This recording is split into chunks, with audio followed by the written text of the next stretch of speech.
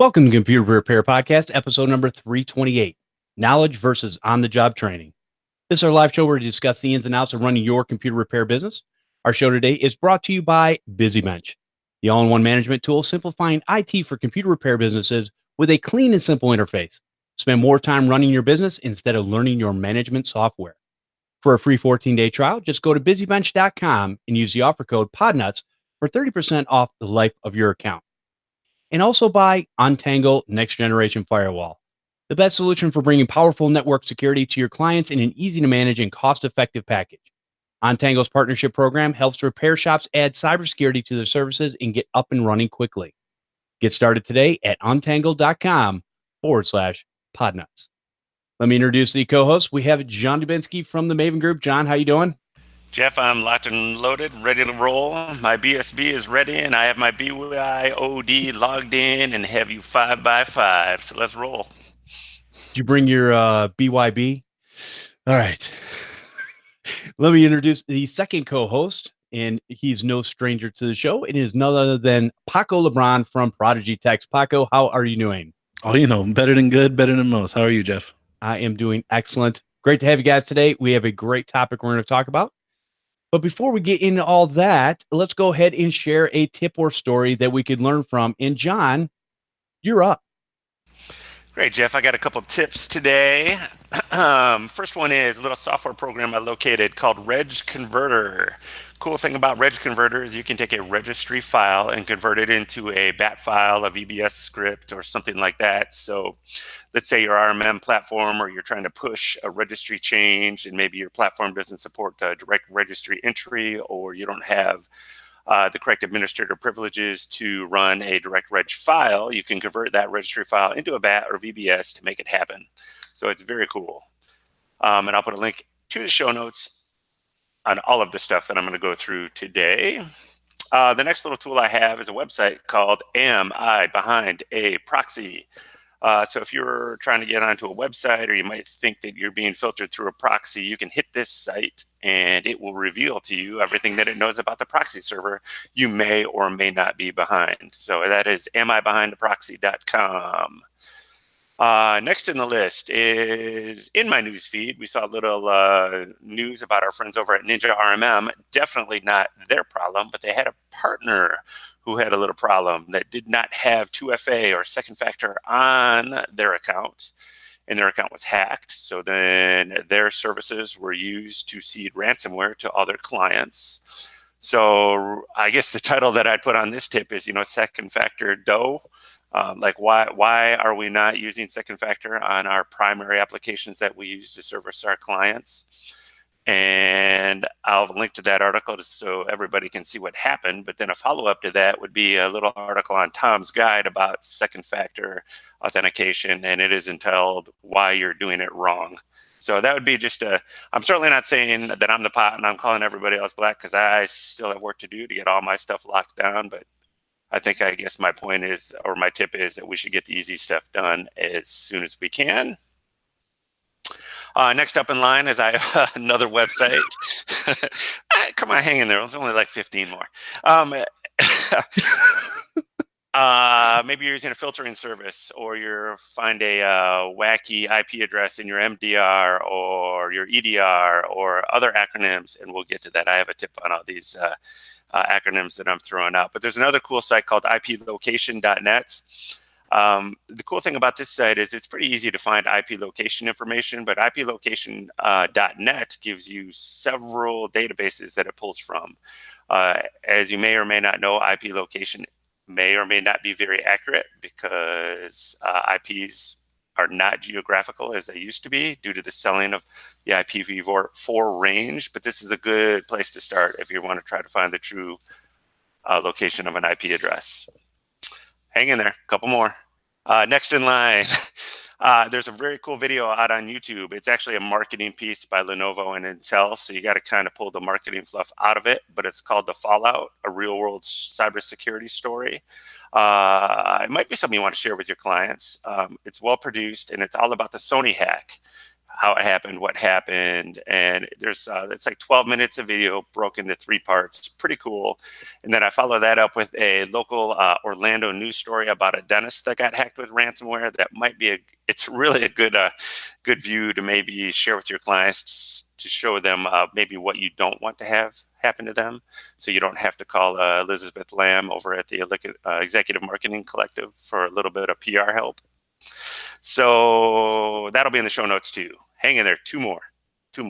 Favorite little tool I just used a little while ago is called SMTP Diag. Link to the show notes. Cool thing about this is maybe you're battling with a copier company that says your SMTP servers aren't working in our copy machine, or any other SMTP information you need. Very cool. You simply put the username, password, and the server into this small little software program, and it will show you all of the SMTP logs of what's happening so that you can quickly diagnose any possible problem you have.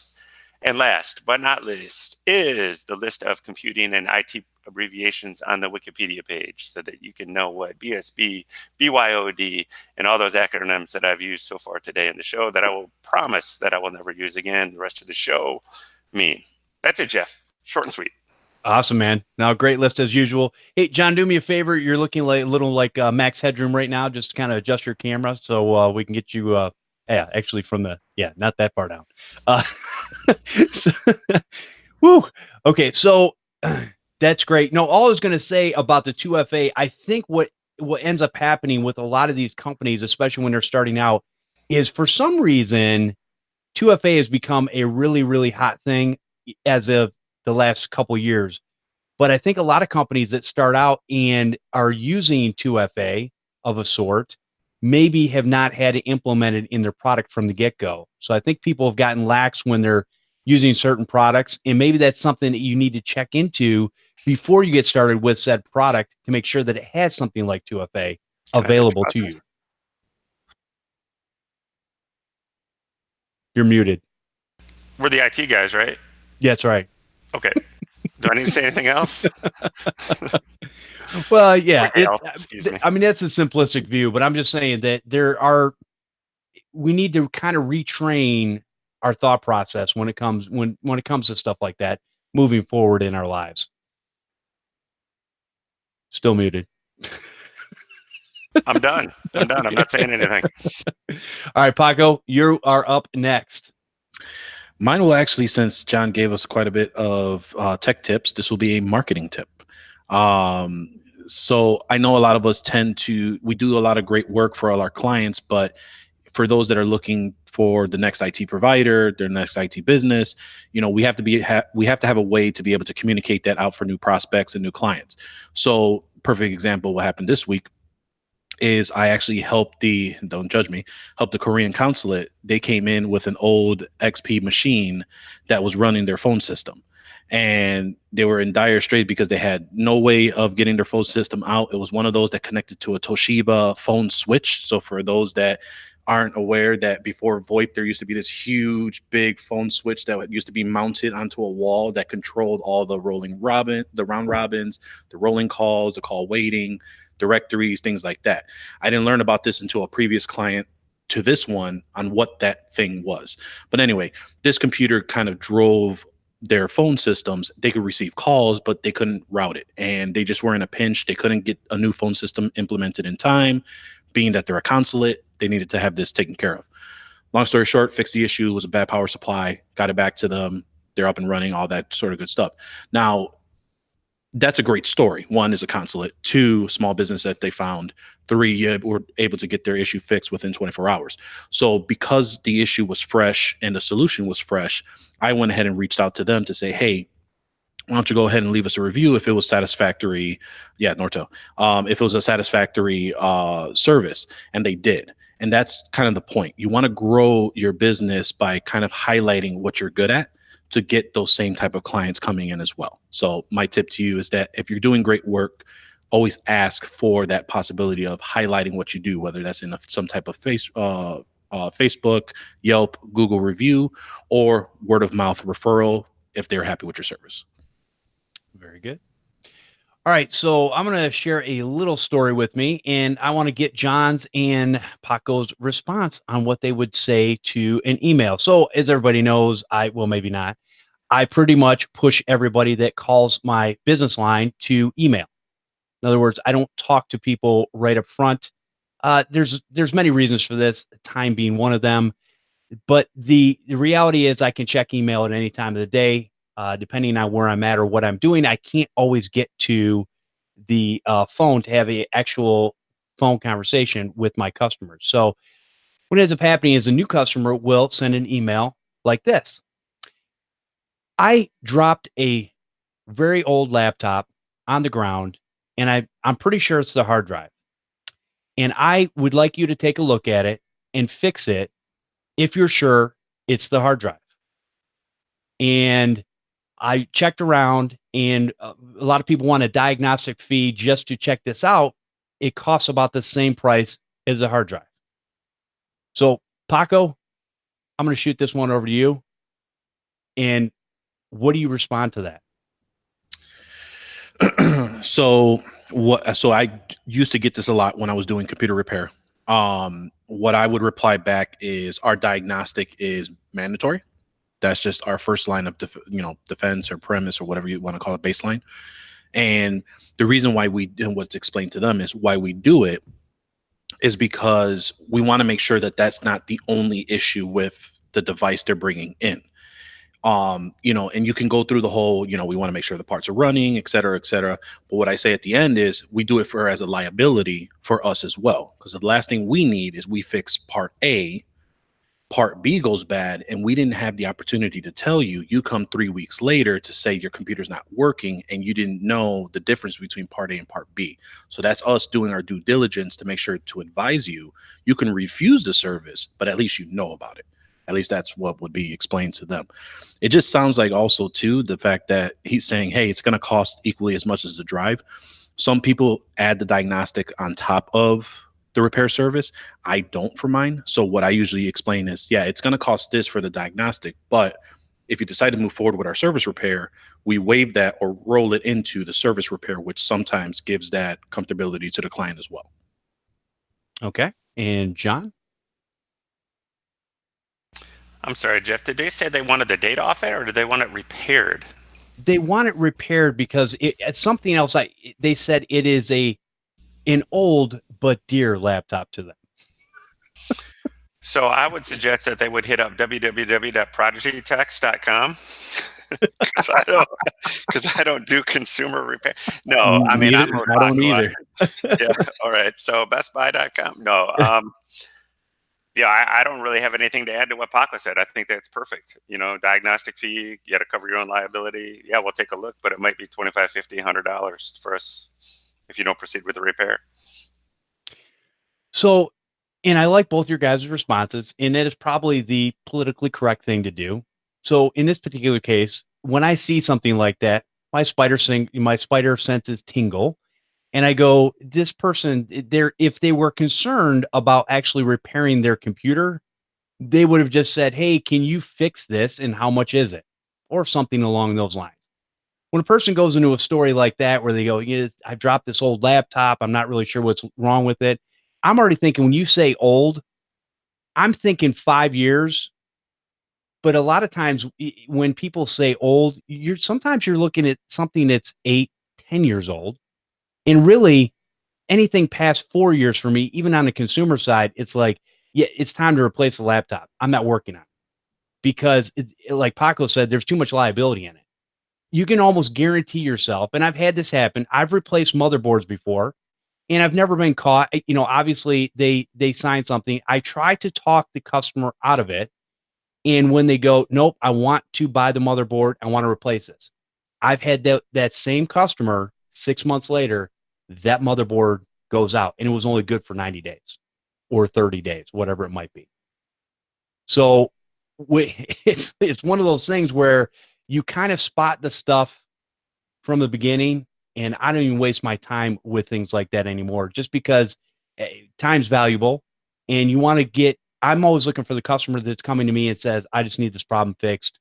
What does it cost? And they're either willing to pay whatever it's going to cost, or they're not, but at least they're upfront about that. So anyways. Right. And it's all about qualifying the customer, right? So, I had a similar situation where it was an on-site where all they needed to do was data recovery off of an old computer, and they were moving to a new computer.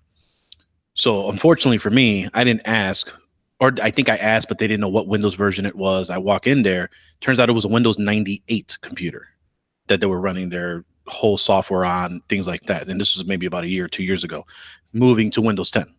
So of course I had to break out the IDE components, the IDE thing that I hadn't broke out in years. So basically we went ahead, set it up, and that sort of deal. But it's all about qualifying the customer. And exactly like you said, the reason why I say all that stuff before is because they'll either say, okay, cool. Or if they're concerned with cost, they're not going to move forward with it. Because I had another client, we did the same thing. They had an issue, roundabout way. Our thing now is, as of July 1st, we don't do computer repair anymore. We don't do hourly support anymore for small business clients. Either you got to buy a retainer, or you got to go on to managed services. So when I explained to the customer, okay, yeah, you got to buy a retainer, it's 10 hours, but it won't expire. I go through the whole spiel, and her reply was, oh no, I don't want to get locked in anything there. I want the issue fixed, and then we can discuss later on. Not my client. Go speak to someone else. We appreciate you giving us a call, and just moves on to the next day. Very good. Yep, definitely comes down to qualifications. All right, let's take a quick second and talk about TechCon Unplugged, which we're all a part of, bringing the IT community together. Join like-minded business owners for a weekend packed with resources to help your IT business thrive. Who doesn't want that? Hear from experts and get one-on-one time with peers facing the same challenges you are. Walk away with concrete action items to take your business to the next level. September 20th through the 22nd, 2019 in Grand Rapids, Michigan. Go to techconunplugged.com. Get your tickets today. Be there or be square. All right. I've been wanting to say that for a while. All right. So let's go ahead and go into our main topic. And our main topic, I'm going to read a email that I got. Actually, I think it was on Facebook from one of our patrons. Yeah. Say that 3 times fast. One of our patrons in the Facebook group. It says, Jeff Halash, I am a patron and have a question. Do you have an episode where you described how you knew when it was time to go into business knowledge-wise? If not, would it be possible to explain your thought process in a future episode? Thank you, and I find your podcast encouraging. Peace. Derek A. Ambergary. So, Derek, appreciate that. And we wanted to talk about that because I think it's a very important topic. I think a lot of people, when you first start off, you feel inadequate in this business. So everybody wants a certain starting place. But before I go into my thoughts on that, I'm going to go ahead and kick it off to John and let him say what he needs to say. And then we'll move to Paco, and then I will round it out and we'll have a great discussion about that. I put a lot of time into thinking about this, Jeff, and I don't know if I have a definitive answer, because I think, in the words of Chris, our long lost podcast buddy, it really depends on the type of person that you are and what your level of risk is, and how you want to either start your business or get your business started. And what I mean by that is, my belief on a lot of subjects, and often it gets me in trouble, or often it's served me very well, is the move forward principle. Is I don't care if we go left or right, but let's make a decision and move forward. So a lot of the times I would suggest that if you're considering whether it's time to get into business based on your business knowledge, you're there. So make your decision, go left, go right, but move forward, get your business started. And this, I've been doing this quite a long time. This entire career is full of a lot of OJT, acronym, on the job training.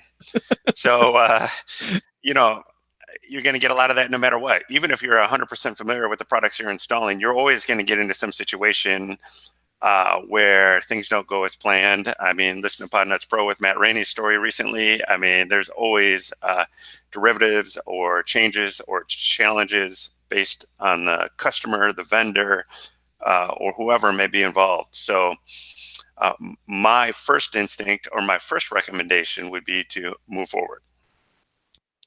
Very good. Paco? What was the question again? No, I think, as I agree with John, exactly what he says, that, on the job training is a key factor for experience. And it's one of those where without experience, you can't really move forward. Like, for us to have done this for so long, we kind of know the pitfalls of what not to do, right?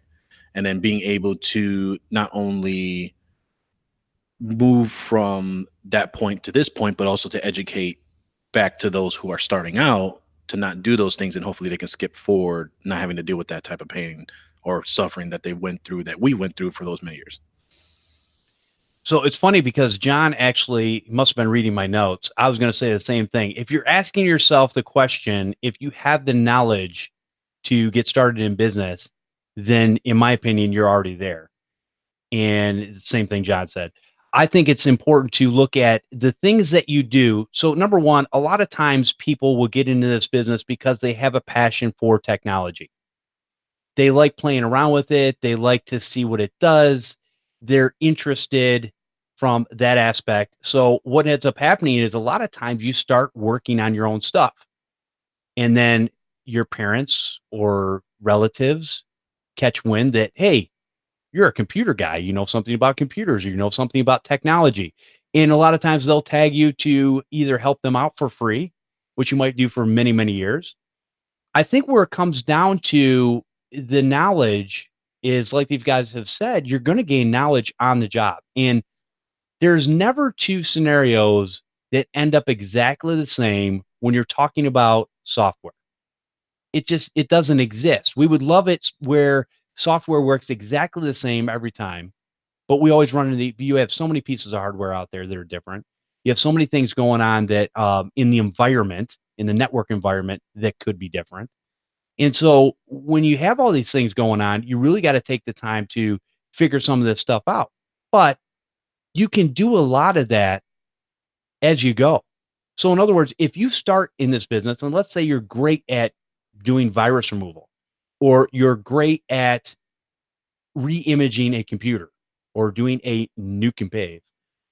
If you're good at those things and you can back people's stuff up, and you've got your process now for how you do yours, then what you can do is you can offer those services. What that will do is that will give you an opportunity, because that's usually where it starts out. Somebody has something broken, they need it fixed, and then all of a sudden they go, hey, by the way, I've got a business, or I've got something over here. Do you guys do anything with business line computers, networks, yada, yada? And at that point, you can make an informed decision to go, yeah, we do, and kind of get in there and start figuring out what people have. Because I'm going to tell you, most of the time that you walk into a situation, the stuff that was set up is usually by somebody's brother's uncle's monkey that basically put this stuff together, and it's all crap anyways. So you're going to go in, you have some knowledge behind you, you're going to be able to fix those problems, get in there, either straighten out the network, get some new hardware in there that you're starting to learn, in those types of things. So I think it's important to remember that you're not going to have all the knowledge, nor, even as John has said, even after 20 plus years of doing this, you're not going to have all the knowledge that you need every single time. You're going to run into stuff where you're going to ask people like us in the community, hey, how do I do this in this particular situation? And you might get 5 or 6 answers, and one of those answers will probably work. The other 5, you'll try and they won't work, and that's okay. But then you learn it for the next time that you have to do that. Once you've done it a handful of times, it's not a whole lot changes. It's just little tiny things that will stop you from moving forward on some of those things, but that's okay. It's okay to learn on the job. Obviously, most customers I've ran into, if you deal with it from a legitimate standpoint of, I've never done that particular thing before, but I'm pretty sure we can get it done. That's going to let the customer know right away that, okay, not a big deal. Even though we get blamed for everything, and I know a lot of people say that, there's a lot of horror stories out there. But I think the best thing to do is, as these guys have said, move forward, do something, and you'll be okay as you're learning as you go. One caveat I'll add to that is I totally 100% agree with everything you said, Jeff. The problem we have with maybe some of the bad reputation that technicians get is that you're not done when it's working. What I mean by that is just because the network's up and working, you're not done. This is where the experience and the knowledge comes into play, meaning now you got to worry about securing it, change those default passwords, enabling 2FA, changing UDP timeouts to work with VoIP, all these other little things that just because you have network connectivity and get on the internet, you're not done. Now is where you become the IT professional, because somebody's kids can set up the router and get your network working. The next step is becoming a professional and moving forward and doing what we do to justify our value. And I agree with that 100%. And one of the ways that you can do that nowadays, and really it's probably easier now money wise, as far as you can buy old equipment, you can buy old business class, routers and switches, or even sign up with some of these companies and get, something you can use in your environment and get a percentage off there. So there's things you can do to actually work stuff in your own environment. And I'm 100% for that. We've talked about it before, eating your own dog food. That's one of the things that you need to do to get proficient. I look at, the Arachnid stuff that we use here in the office is the same stuff that I roll out to my clients. And so when I go in and I'm doing my own network, I've got my own network issues and I deal with those on a regular basis. I can also deal with my clients when those pop up too. So it makes my life easier. No different than using what my clients are using. In other words, Windows 10, I can't be on a Windows 7 box. I have to live in Windows 10.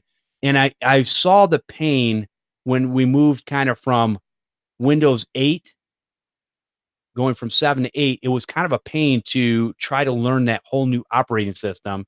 And I know there was a lot of people that were holdouts. They're like, I don't want to do this. I don't want to do this. And then you go into your customer's house or your business, and then you're looking at their Windows 8 computers, and you're trying to figure out how the heck to get around. And see, that becomes a problem. So again, you got to stay up with the times with this stuff. Use whatever your customer base is going to be using.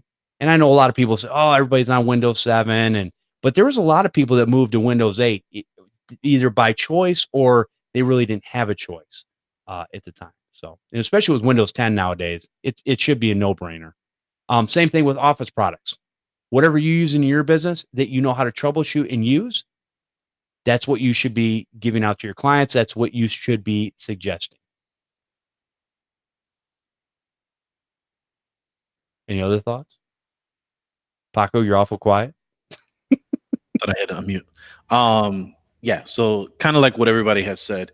The biggest piece on all of it, whether it's on the job training, if you have the knowledge, if you went to school, whatever the case may be, the biggest piece of the whole thing is you constantly want to keep learning. The moment you don't have that itch, you don't have that urge to want to do something, that's really when it's probably time to start reconsidering what you're doing as a career, right? Because if it doesn't excite you and it's just work, probably you're doing yourself a better to get out and get an actual regular job, right? If it's something that interests you, some aspect of your business, it may not be all of it. And don't get me wrong, we all have those bad days where we just really want to just go and serve ice cream at Dairy Queen, right? Because I've been there plenty of times. But there is a pure enjoyment on being able to run a IT business and wanting to learn what's the next step. The biggest piece of it is what I think a lot of IT business owners that go through is they feel like they're doing it themselves and they're by themselves and they're all alone. And the moment that they find someone similar to them, they find a community that they can belong to, then it kind of remotivates them. Reason why you and I are throwing this conference, reason why a lot of us engage with other places like Channel Pro and other communities online. There's been a big topic this week on how community is a big thing. And there's a lot of big ones that are highlighted. I mean, the biggest thing that I can suggest on community is you want to find one that you feel you belong to. Don't feel obligated. Don't feel pressured to join this big community because this is the one that everyone talks about and they find great. success in great opportunity to talk to vendors. If it's not for you, it's not for you, because there is a community. There are people there that can talk to you specifically for your level of commitment, level that you're at in your business, and your mindset of where you want to grow to, right? So that's the biggest thing that I would say, is that always wanting to make sure that you learn, and the ability of finding the right community so that they can help you grow. And sometimes it's okay if that community ends up being, the quote unquote, what is it? Small pond, big fish, where you got to outgrow it and you go into the next one and the next level. That's okay too. But also don't feel obligated, where if you're in this community and you're feel right at home, that you have to move to this next step if you're still good where you're at. Well said. All right, we're going to take a quick break, but what I want you guys to think about is, I want you to think about something that happened early on in your business career that did not go the way you planned, and what you did to remediate that after that happened. But before that, our show today is brought to you by a Busy Bench. Remember when running your business was simple? Busy Bench sure does. Wouldn't it be nice to quickly create a repair ticket, generate an invoice with a single click, and manage thousands of customers completely free of charge? BusyBench thinks you will enjoy adding an unlimited number of customers, invoices, estimates, and inventory items so much you might forget we have paid features too. But don't worry, when your business grows and you need things like SLA alerts, payment processing, and recurring subscriptions, BusyBench will be with you every step of the way. Turn a ticket into an invoice with a single click. If you've added inventory items to a ticket, they will be added to the invoice as well. Easy peasy. The new invoicing module allows you to track when a customer opens an invoice and determines when it was viewed. No more of that. Did you get that invoice I sent you? What invoice? Yeah, the one you opened 3 or 4 times. That one. I see you viewed it. Oh, yeah. Send payment. Additionally, customers can pay that same invoice online, which makes it super easy for them, and you get paid quickly. Manage your assets with predefined metrics and customization options. Easily track everything from customer serial numbers to logon passwords and device details from a single location. Receive daily digests recapping all of your activities, such as tickets covered, invoices generated, and payments received. Go to busybench.com and start your free account today. When you decide to upgrade, use the offer code PODNUTS for 30% off the life of your account. All right, John, I'm going to kick it off to you and give us a woeful story. Well, I don't know if I have one that would be any classics, but it's just, going through my mind, where I can remember back before I had my billing in line, that I forgot to bill for a server and caught it like 8 months later. And I had to go back to the client and say, hey, can you pay me for this? Or when I used to have some employees and he dropped a screwdriver in one computer and it went in and caught the fan and blew the computer up. And he got so excited that he knocked over the whole stack of laptops that were on the desktop that we were supposed to deliver that afternoon. So I got a lot of dumb ones, but if I go back to the main topic of the show, knowing when to get going, don't overcommit.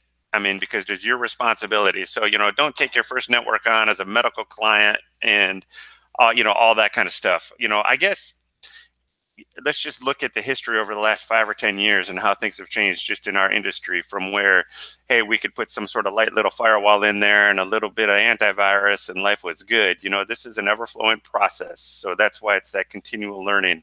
Lots of conversation about ongoing training, reading books, going to conferences and all that kind of stuff. Keep in mind, all along the way, we're all going to make mistakes. They're going to leave those scars on us, but that's just life. But build your experience slowly. Jeff, you started out great doing family and friends. Maybe you try to find a small business to get into, find a little tech type brother or sisterhood that you can become a part of, that you can compare notes. And don't ever get comfortable. Whenever you get to the point where you say, well, I'm comfortable, this network's locked down, I'm secure, nothing's ever going to happen here. That is probably the main indication to me that something's not right, that I've stopped learning, that I need to move forward again and figure out what I could, keep blasting forward to make sure that, I'm securing those networks. I'm changing some settings to make the performance better, or just to increase reliability, or some sort of backup, whether that's data or or whatever it is, you just you can never stop. So you're never going to get to that point where you're done, because I remember when it was just Lantastic and Novell and Windows for Workgroups, and I was just getting those three to try to talk to each other. Now we got to worry about our phone systems, our fire systems, our alarm systems, the lighting, the networking, and every other ungodly thing on the network. So, things change, and that's just the way that it is. So you just have to keep learning. Very good. All right, Paco, give us something. So what context are we looking at as far as that's scarring you? Is it more of a when you want to stop business and not do it anymore? Or is it knowledge related as far as something that because of lack of knowledge, it caused you to kind of figure out what you want to do? Let me give you an example. So here's something that kind of shaped my policy moving forward. So when I first got into business, actually official business in 2010, I'd been working on computers for around 11 years at that point. And so I basically decided I'm going to legitimize. I'm actually going to start charging for this. And I had a pastor who his laptop was totally messed up. It was a Windows laptop, needed to be refreshed. It was just to the point where there was no point in trying to go in and clean this thing up. It was that bad. So I said, you know what? We're going to do a fresh install, make sure all the stuff's backed up. Well, what I'd asked him was, and this is on my contracts, I asked, hey, did you back everything up? Well, actually, it might have not been on my contract at that point, but it was on there afterwards. I said, did you back everything up? He's like, yes. And as you know, most people keep stuff on their desktops, on their computers.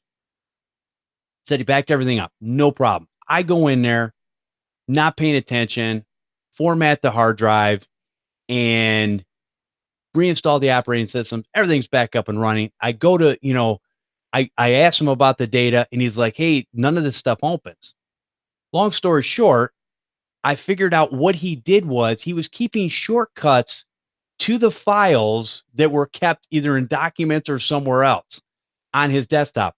What he backed up was the shortcuts, which pointed to nothing. So I went and I tried to get some software where I basically tried to gather all that stuff from the hard drive, even though I'd already formatted it. And some of the stuff you could get, but it was in bits and pieces. So anyways, long story short is I lost many, many years of sermons that he had on that computer. Now, this was a friend of mine, and it was one of those things where it was an honest mistake. He had said he backed it up. And so now when a customer tells me, I ask them still, do you have everything backed up?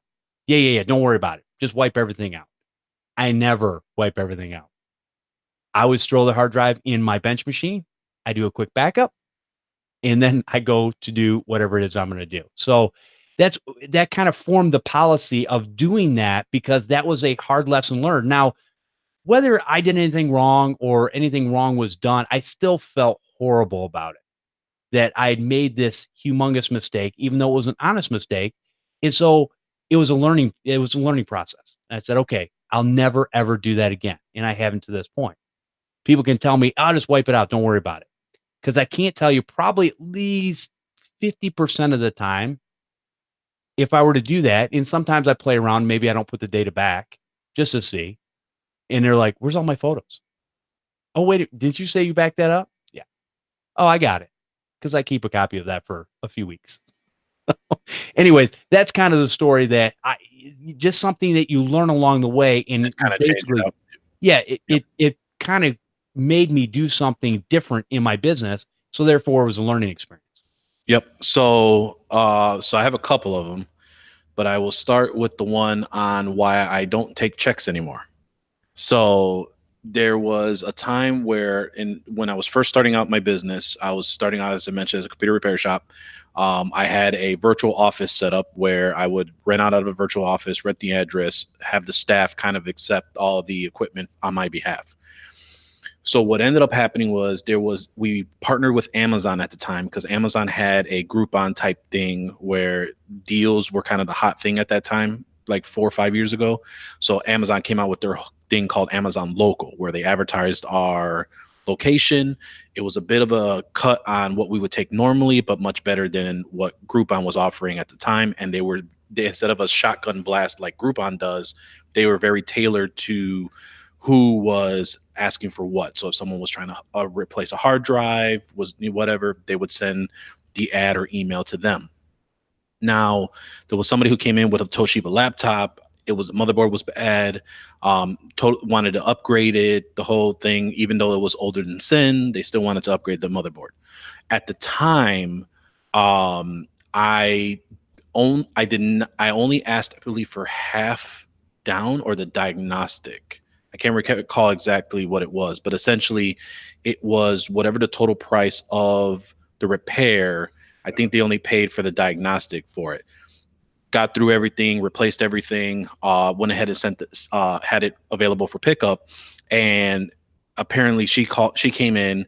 There was a misunderstanding on the price because of how the voucher was going to have as a credit that she purchased from Amazon. So we worked through all that. And apparently she had a problem with her banks due to fraud, is what she tells me. So that she doesn't, all of her checks are not working, quote unquote. That she had a new set of checks that she was given, and that she would go ahead and wait for her new printed checks to get to her. So basically I told her we couldn't release the laptop. She was there in the shop. She looks in her purse, quote unquote, found a starter check that was given to her from the bank. She fills it out, gives it to it. I had the front desk verify it. She said, yup, went through, called it a day. Gave her a laptop. That's it. I go to pick up the check. And I didn't think about checking to see, because as everyone knows, when you get a starter check from a bank, it's blank on the top. Right. and you fill it out. And I didn't think to check, man, was it a regular check or was it a starter check? I just took it, not thinking about it, and deposited it. Well, 10 days later, because I just had this feeling when she mentioned the whole story that it was going to bounce. And sure enough, 10 days later, check bounced, and tried to chase her down, sent her to collection, and it was something like $300 or something like that. But went through the whole thing, and basically what that did was changed my policy of, we'll do the diagnostic for you, but should you want us to do repairs, you pay us up front, and you pay it through the credit card processing. We are no longer taking any checks for that reason, because it takes so long for it to clear if it were to bounce. So we just nicked that out of the way. We then went ahead and went through full credit card processing through Repair Shopper at the time. And then what we went ahead and did was just, you had to pay us up front. And it especially worked out when the conversation had parts included. Then it would say, look, you got to buy the parts. You would buy the parts on Amazon or on another website. If it was a PC for prepping, you got to pay it up front. And I haven't had any resistance on that. And that's kind of what started that policy moving forward. Very good. Wow. Yeah, the things that we learn. John, you got anything like that comes to mind?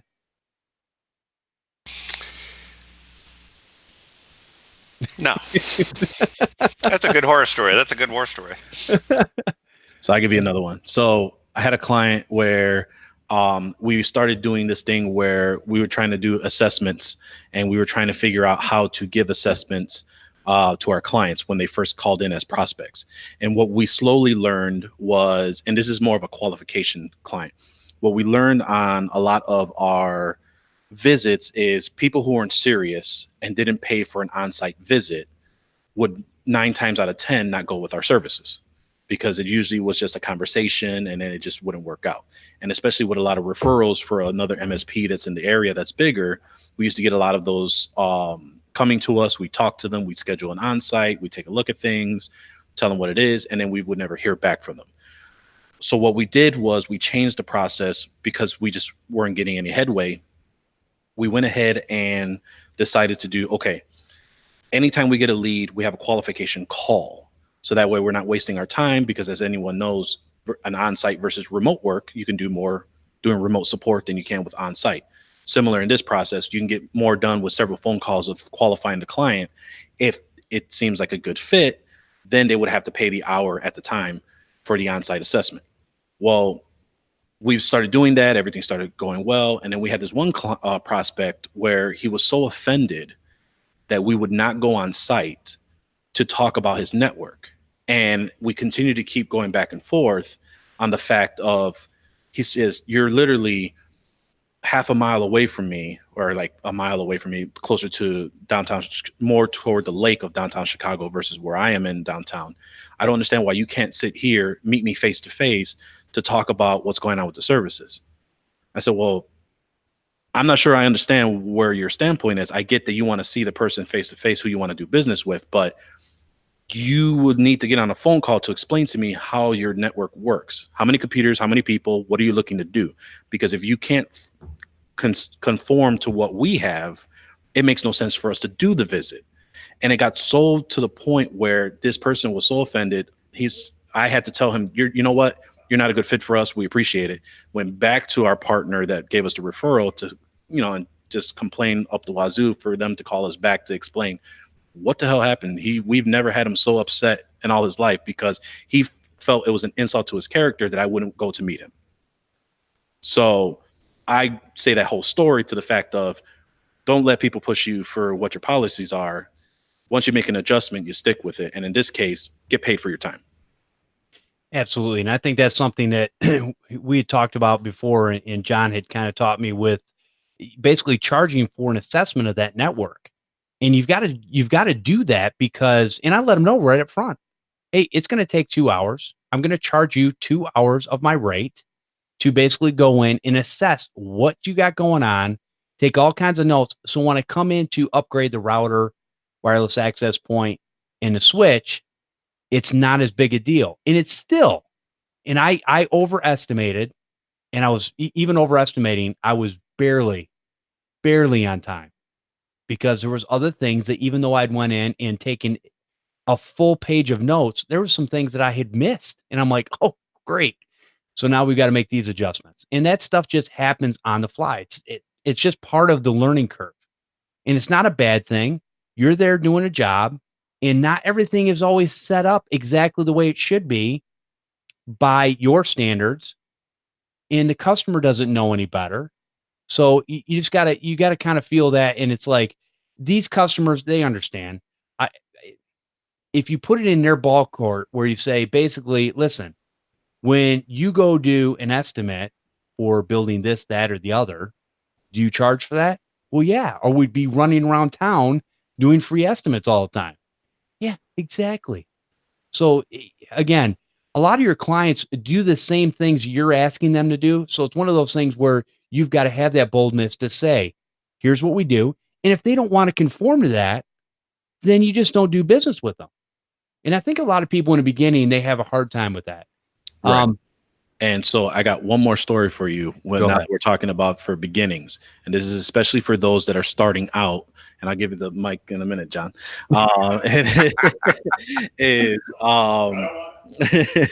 Is, there is this scam that happens when a small business, an IT business, whether you're an IT business owner, meaning you're running an MSP, or a computer repair shop when you're first starting. There is this scam where there are people that will send you an email that says, hey, we are looking for X amount of computers, X amount of drives, X amount of repairs, and we want to know if you take credit card. So usually it's something, all in caps, John Smith, yeah, that was the first one I could think of.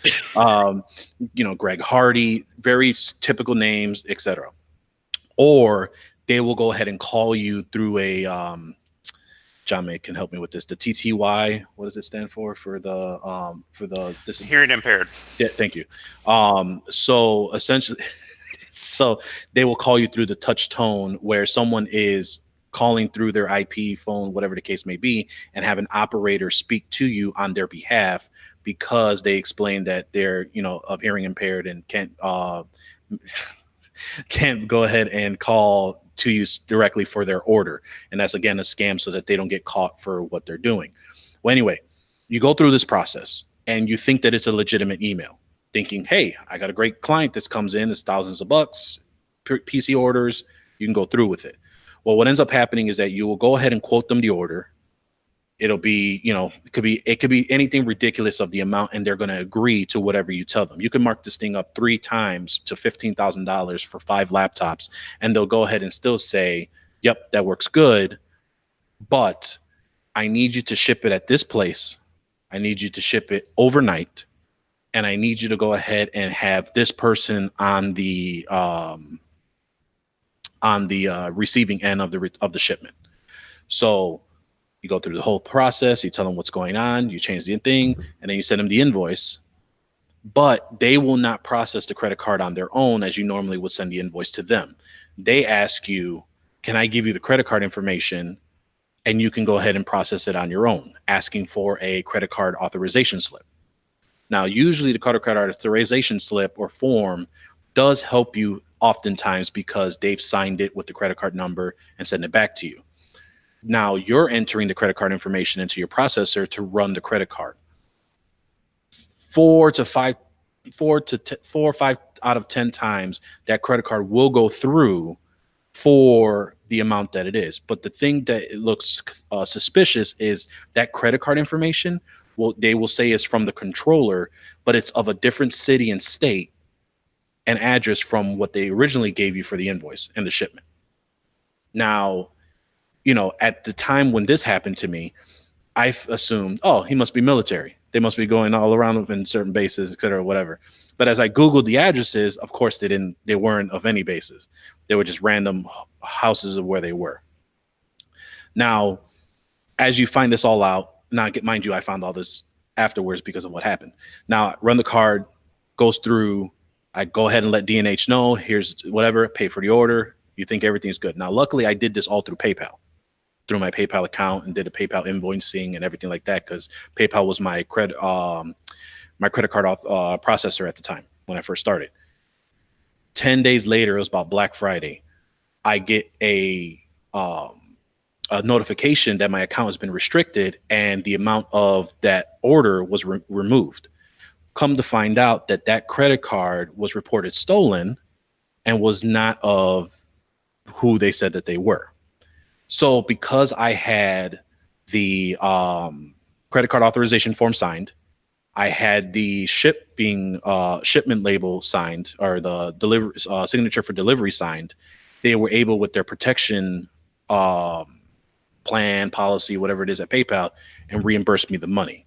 But that was a valuable lesson. Had I not had that through PayPal and I went through another credit card processor and it came out of my bank account, it would have been much uglier. It would have been much harder to argue to get that money back. So, and they're very clever at what they do. I even had the latest one probably a couple years ago say that they were an architect firm out of Georgia from their main headquarters.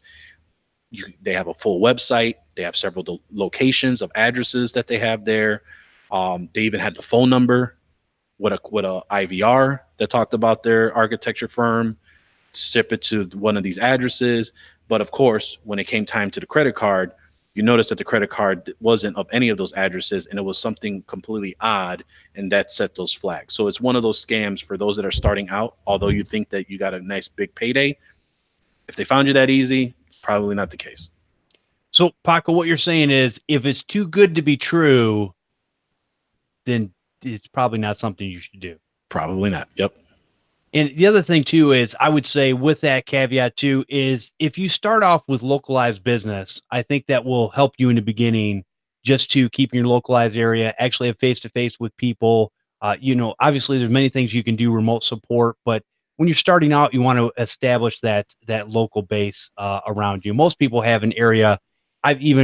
People that have small towns have built businesses around IT and are able to make a living doing that. So, yeah, and they're very convincing too, because they'll even tell you, hey, I spoke with HP, I spoke with Lenovo, they referred me over to you. And if you happen to just be a partner of theirs, right, you're going to believe that that's what happened.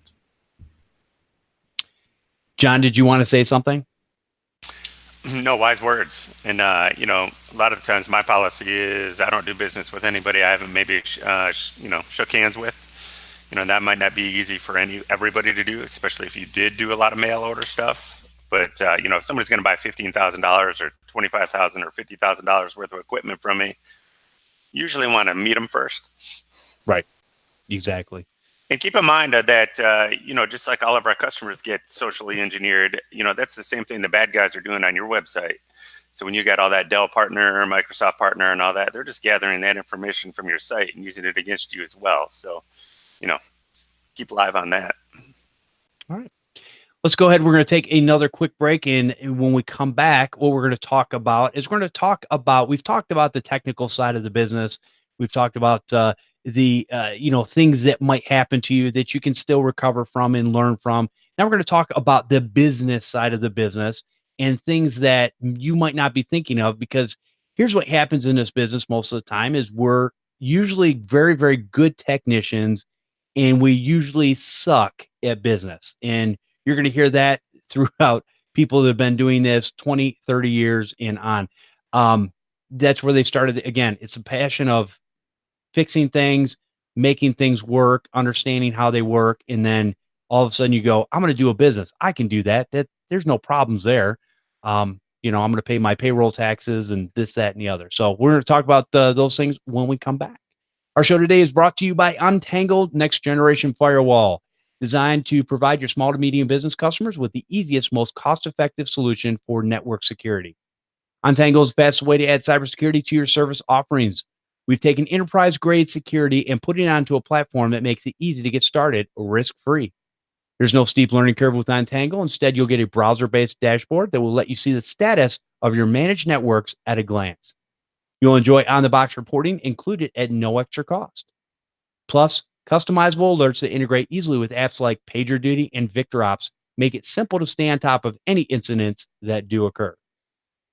Untangle NG Firewall not only protects your clients with gateway antivirus, spam blocking, and intrusion prevention, but also gives you control over traffic at the application level with web content filtering, app control, and full SSL inspection. You also get WAN optimization features like balancing, failover, and bandwidth control. Whether you need a VPN options or a captive portal for secure Wi-Fi, Untangle NG Firewall has everything you want in a single solution. With lots of freebies like centralized management with zero-touch provisioning and a cloud threat intelligence scan for a second layer of defense included at no extra cost. There is no better choice than Untangle for getting visibility into and control over network traffic, helping your clients safely connect to the internet for their business-critical applications. Visit untangle.com/podnuts today to get a free no obligation trial of NG Firewall and save 15% on any purchase with promo code podnuts. All right. So John, I'm going to kick it off to you. And what are some of the business things that you probably need to look at knowledge-wise when you first get started? Well, one of the most important things that I think I've learned over the years of doing this is that, I want my clients to look at me as the IT professionals. So it's a smart thing for me to go find other professionals to do the things that I don't know how to do, meaning like insurance, meaning like accounting, bookkeeping, the other technical aspects. Helping with compliance and understanding that you might want to find a partner that, you can work with to help you with compliance needs. So, we expect to be sought out after and paid as professionals. So we obviously want to do the same things for the things that we don't totally understand. A good lawyer, a good accountant, a good insurance agent, somebody to help you with your compliance. And then also, in the complex, as our IT world gets more and more complex, it's also good maybe to partner with other technicians that know more about certain subjects than you do. Meaning like, there's the whole new, and I'm going to use an acronym, the whole new MSSP. Oh, space. God. Just stick a fork in it right now. I'm with you 100% on that. A lot of that I think is marketing hoo-ha and all that. But, most of us in the space that we work in are IT generalists, meaning we're good networking professionals. We handle a lot of that, but do we really understand how to do breach response and do a lot in the forensic studies that need to be done? Can we do the basics? Sure. But are we going to do enough to make it legally responsible? And what we've done to do a forensic breach analysis? Probably not. So, keep in mind that just like doctors, there's a general practitioner, and then there's a brain surgeon, and then there's a foot doctor. You might not want your foot doctor to do your brain surgery. So just keep that in mind. Same rules for us. Very good. Paco? Echoing off of what John said, it's a matter of making sure that you equip yourself to be able to, you need to know, actually, John actually told me about this earlier. It's like, you need to know the right questions to ask on what you need to take care of. Right. So as he said, good lawyer, good financial assistant, fiduciary advisor, both professionally and personally, so that you can help yourself as it goes along on your business. But as far as the knowledge is for, you want to make sure that you really get to the point where you know where you want to go, whether it's, you know, the type of niche, the type of business you want to run, and how do you adequately prepare for it. I mean, that's going to be really once you have those questions asked, then seek out the help. And again, I go back to seeking out community, seeking out the subject matter experts, seeking out the partners / vendors that can make your life a lot easier. I mean, a good example of that is, you know, for me, I just started dabbling into the whole managed detection response tool set, right? So those are the Hunters of the worlds, the Rocket Cybers of the worlds, and being able to have a quasi SOC per se, that allows us to have the security reviewed outside of ourselves and notify us if we need to look at something. So now I have more confidence that we're going to catch something versus leaving it to like an AV or an RMM alert to kind of tell us what we need to do for our clients. And I might second that. Well, I'm going to second it first. Well, then I'll third it. Your second. You third it after I get done seconding it, because Paco was actually first. So if I say my second item, it would be find a group or a place that you can basically ask stupid questions, is the way I would put it. Find somebody that you can talk to where, you can ask those stupid questions, and yeah, they might laugh at you, right, Jeff? And all that, because I asked Jeff and I asked Paco stupid questions all the time. But, you got to be able to have the confidence that you can deal with somebody that, I'm going to make this change. Does that sound like a good idea? And it might just be a stupid question, but you got to have people that you trust enough that will tell you that that's a stupid question, or that's maybe not the smartest thing, or maybe it might be stupid to them, but then you start talking it through and it might become a great idea. So, it's hard to find that quote on brotherhood or sisterhood or that group to do that. But, I think that's an important part of growing your business.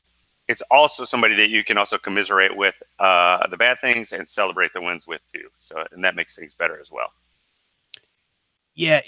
That's a good point, John, because it's been, and I know we've done this both to each other, and Paco, you're included too. There's times where just on a drive home or something, you'll call me or I'll call you and go, "You're not going to believe it."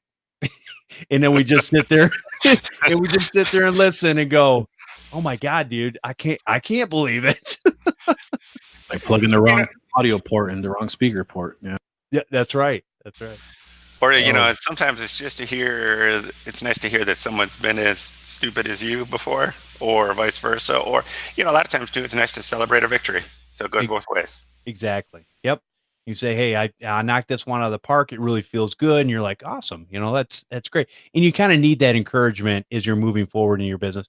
What you don't want is you don't want to ever feel like you're an island out there by yourself and it's all about you. That might have been the way it is many, many years ago, but with the internet and the things of today, you don't have to be out there by yourself. And that's what makes it a great business to get into and get started. And you're going to need to figure out, as these guys have talked about, kind of your niches. Well, the way you figure out a niche for your business is you're going to try some things. There's some things you're going to like. There's some things you're not going to like. And there's some things that you're going to have to do because there's some of the things that you like that entail or they're part of doing that. So some of it is not always going to be, you're not always going to be able to do all the things you like. But there could be some things in your business that you absolutely don't like doing, and you can either outsource that to somebody else, or you can just not provide it at all. And I know a lot of people are scared of, we've got to be the 100% all things, information technology. Well, yes and no. I mean, like John has said, he has great partnerships with other companies out there where, maybe he doesn't pull cable or he doesn't do VoIP services, but he has companies that he goes, "Hey, I need you to, they need 5 phones over here. They need, 50 drops over there or whatever." And you kind of farm that out. Well, in the beginning, you're kind of the person that's doing all that. And maybe you're going to be in an environment where it's even in a small environment, maybe you're going to be the one that's pulling those cables initially. But then you get to a point where you can afford to pay somebody. And yes, you can always, if your business is growing, you can always afford to pay somebody. eventually to cover that stuff because you're just passing it on to the client anyways. They don't know any difference. Hey, XYZ company is coming in to run cable. They're a partner of mine. That's all they need to know. And so you'll find your niches in that, and you'll figure out the things that you want to do. The other thing too is a lot of people, you will hear things like, you got to grow your business, so you're going to have to hire employees. I beg to differ because I know many people who have very successful businesses that are doing it by themselves. Not just one. I know many. So it's a possibility. You can make a living doing this by yourself. There's pros and cons that come with that too. But there's also pros and cons that come with employees. Maybe you don't want to have employees. Or maybe you try it. You have a couple employees and you go, you know what? This is just not for me. So you got to figure out where you're at and what it is you want to do and how you want to grow your business. And here's the fun thing about it. It doesn't have to be a cookie cutter approach. You can do it any way you want, and you can learn along the way. So I guess I'm going to say this, as far as having the knowledge, you're going to have a base set of knowledge that's going to constantly be increasing as you move forward in your business over time, and you'll be better off for it. You'll think about the things that you did in the beginning, and you go, man, I can't believe I did something stupid like that. But hey, it's part of the learning curve. All right. So I think, wow, man, this ended up being a long topic.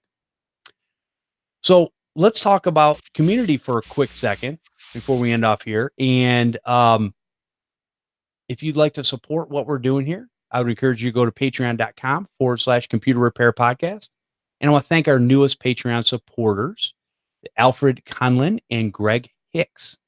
And I want to thank all of our Patreon supporters for your continued support. What that does is About a Buck a Show is going to get you into the secret Facebook group, into a safe, nice community where you can ask questions and get answers in a safe environment that will help you and not hinder you. Because as we all know, the internet is the faceless demon in a lot of sense of the word. And that means you can go on the internet and you can get lambasted by people for asking a simple question that might be simple, but to these people that have been doing it for a while, they're like, well, if you don't know that, you're stupid. And you don't need any of that when you're trying to move forward in this business. And that's what we're trying to do, is create a community of people that get together and help each other understand and help each other grow their businesses, because there's plenty of IT support needed out there for everyone. All right, let's go ahead and John, any lasting thoughts on this topic of knowledge? Well, I don't know if they'll be lasting, but I got a couple quick last thoughts. I know the CRP group is a great place. I mean, I get something out of there every month without a doubt. And we're 130 strong now, so that's awesome. But don't forget about your vendor groups as well. Like SnapAV has a training university for their gear, networking and otherwise. A lot of other vendors will do free training with you. You can always jump on continuous webinars and all that sort of thing. So there's no, I mean, YouTube, I mean, there's IT Pro TV, on and on and on. There is no lack of being able to continue learning and being dazzled by the latest marketing as well. But, you know, be careful with that. But there's no limit to continuous learning in this. And obviously, posting in the CRP group with those dumb questions is what we encourage. I've been there, I've done that, and I look forward to doing it some more. So see you there. Awesome. Paco, any last thoughts for you? Keep on keeping on. That's great. All right, I got one email I want to read, and that is this. Let's see. I'm just going to read it, and then we'll say who it's from. Here's how this email starts off. This was in the subject line, which I love emails like this because it catches me off guard, and it's very comical. I blame this on you, smiley face. The first time I was on your show, you said something like, come on, just do it. When I mentioned how I always thought about getting my pilot's license. Well, that was one of the final pushes I needed to just do it. Finding time has been a real challenge lately, so it was a slow process, but I will eventually get there. And that is from our own James Pinto.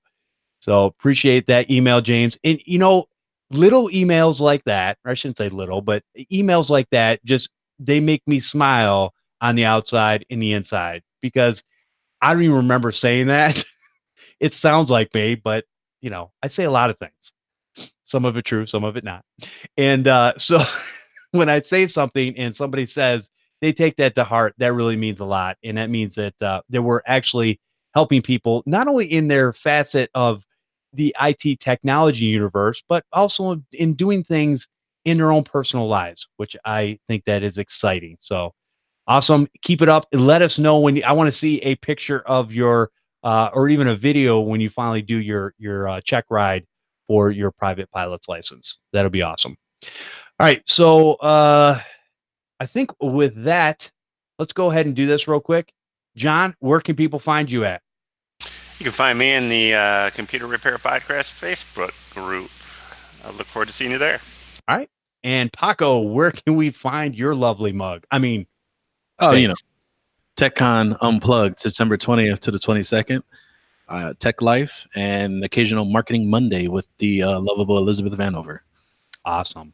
Yeah, hope to definitely see you. If you have been on the fence, and I'm going to go ahead and say this, on getting your TechCon Unplugged tickets, now is the time. This is going to be a great event, and this is going to be something, whether you're a brand new beginner or you've been in this business a while, this is going to be a good time to gather together with people of like minds that will help you move forward in your business. You're going to be able to learn some things from some vendors out there that maybe you haven't had some one-on-one time with. You're going to get a lot of good stuff, and you're going to get away from your business a little bit so that you can concentrate on growing yourself. And that's part of why we're doing this, is just that we want to get people together to learn things in a nice environment where they can hang out and just have a great time. So we're the we're the community resource for that type of thing. All right, come join us live for the Computer Repair Podcast every Sunday at 4 p.m. Eastern over at podnuts.com/CRP Live. Join in on the conversation by hanging out in the chat room. Lots of stuff going on in there today. It's been awesome.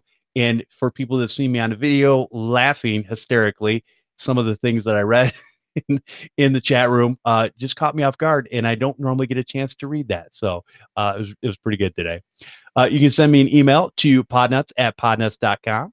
And I want to thank everyone for listening and subscribing to the show. We'll see you next time on the Computer Repair Podcast.